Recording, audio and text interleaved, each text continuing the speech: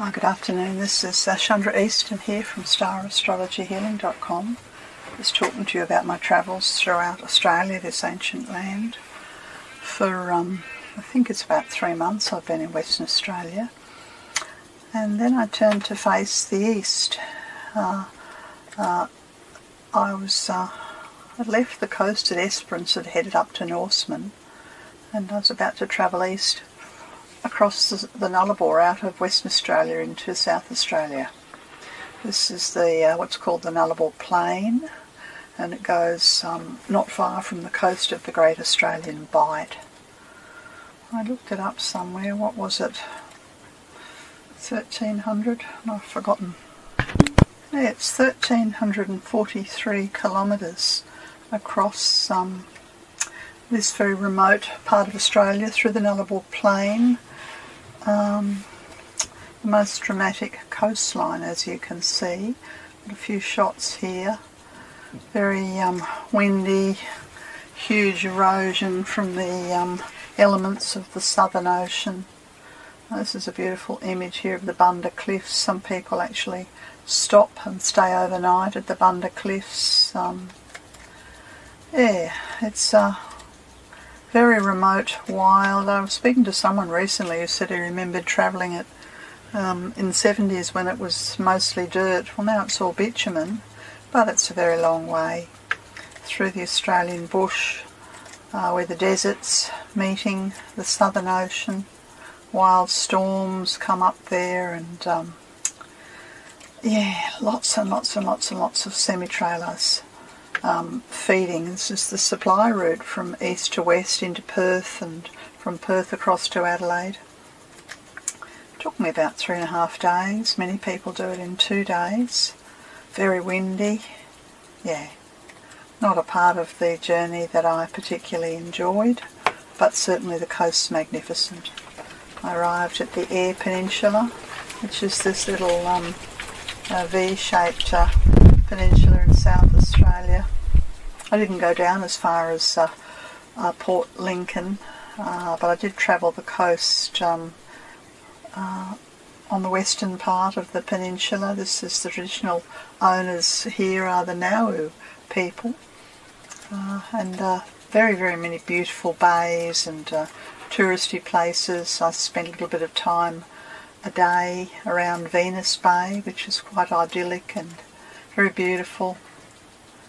But to my mind, the oceans, Venus Bay is quite protected, but a lot of the other ocean that I could see, it appears to be quite rough. And then I went inland, not that far inland, a bit further, halfway down the V, I suppose, to a place called a very sacred ceremonial site called Murphy's Haystack, and I wish I could find the proper name for the Murphy's Haystack. Actually, I did find who it was. This region through the Eyre Peninsula from the coast is the land of the Warringu Nation, and their country stretches from Coffin Bay up past Streaky Bay and also inland, and that's the region that I was travelling when I got to this beautiful sacred ceremonial site.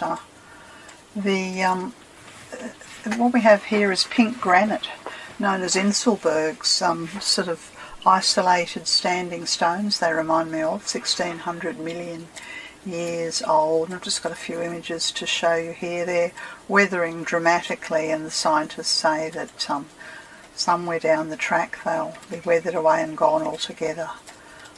Without a doubt they've been ceremonial places, and you can feel the energy. It reminded me very much of standing stones and sacred circles that I've wandered through in Scotland and England. Yes, you can see one of the images here. The people are very small. There's a couple of groups of them, and they're on a farmer's property, I think.